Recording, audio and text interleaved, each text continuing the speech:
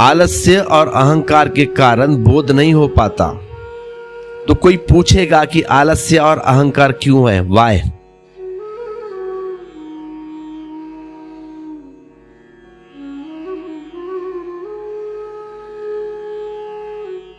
तो मैं कहता हूं है, और जो भी क्यों का उत्तर दे वह नासमझ है, मूर्ख।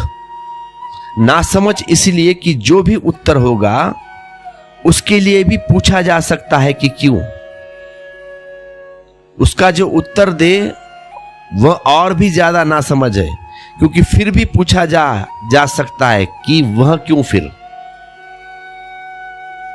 इन्फिनिटी रिग्रेस फिलॉसफी इस मूढ़ता में पड़ी है, और सारी दुनिया फिलॉसफी, सारी दुनिया के दर्शन शास्त्र इस उपद्रव में उलझे हुए हैं।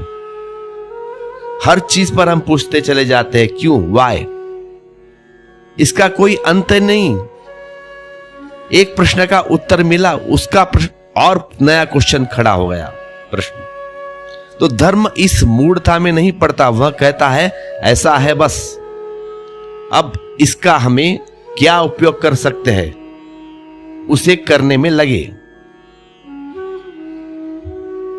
और आगे क्यों में न जाए, क्योंकि क्यों का कोई अंत नहीं।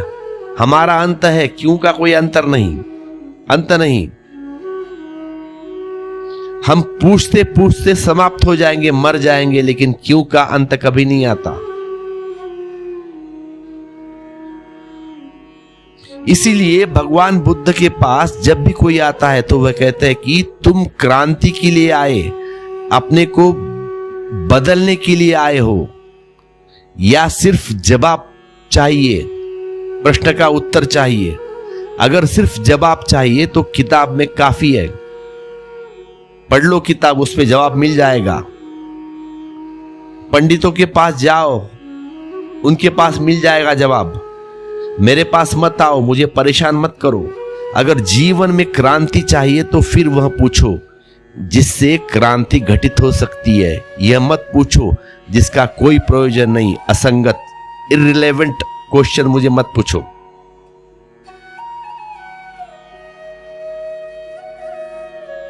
अगर पूछना है तो पंडितों के पास जाओ फिर। इसीलिए बुद्ध तो जिस गांव में जाते उस गांव में दौंडी पिटवा देते। आपको आश्चर्य होगा, जिस गांव में जाते उसके पहले वहां दौंडी पिटवा देते बुद्ध की ये 11 प्रश्न मुझे कोई ना पूछे।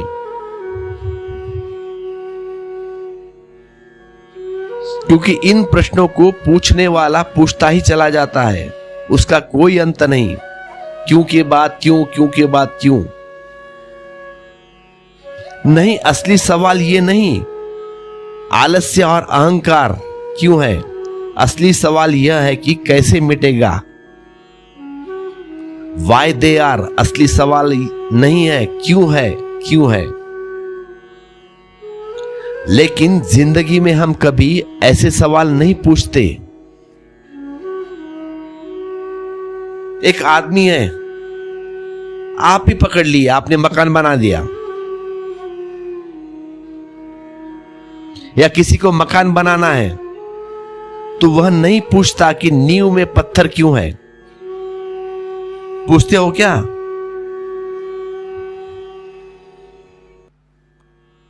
निकाल कर बाहर कर दो। फिर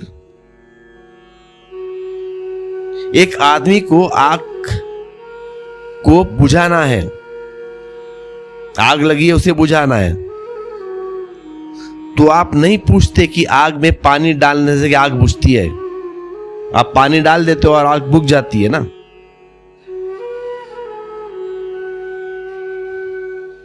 अब किसी को कैंसर हो गया तो पता है कहां जाने का, डॉक्टर के पास। किसी को पूछने की जरूरत नहीं ना कि कौन सा इलाज करना है, किस डॉक्टर के पास जाना है तो ठीक होगा। लेकिन जहां हम परमात्मा की तरफ आते हैं वहां हम क्यों पूछते हैं? कुछ तो कारण होना चाहिए। तो असल में क्यों हमारी पोस्टपोन करने की आदत है, तरकीब कि हम आगे ढकले हो? तो क्यों हम पूछ सकते हैं अंतहीन, और अंतहीन हम स्थगन कर सकते हैं, क्योंकि जब तक पूरा पता न चल जाए तब तक हम बदलते भी कैसे? जब तक पूरा पता न चल जाए तब तक हम बदले भी कैसे?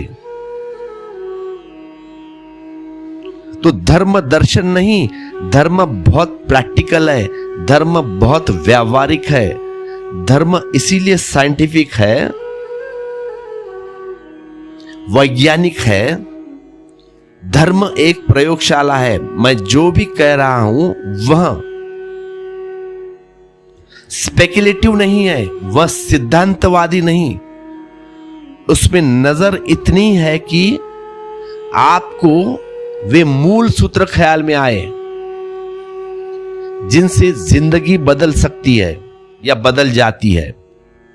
तो आलस्य और अहंकार मिथ्या ज्ञान का सहारा है।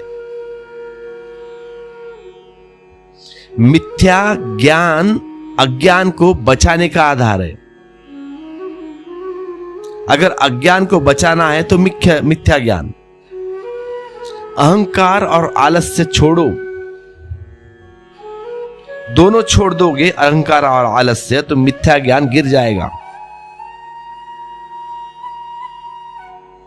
मिथ्या ज्ञान गिरा इधर कि अज्ञान का बोध होगा, और अज्ञान का बोध हुआ तो ज्ञान की यात्रा शुरू हो गई। पता चल गया है ना, फिर चूकोगे नहीं, फिर असली रास्ते पर आओगे, ज्ञान की यात्रा शुरू हो गई।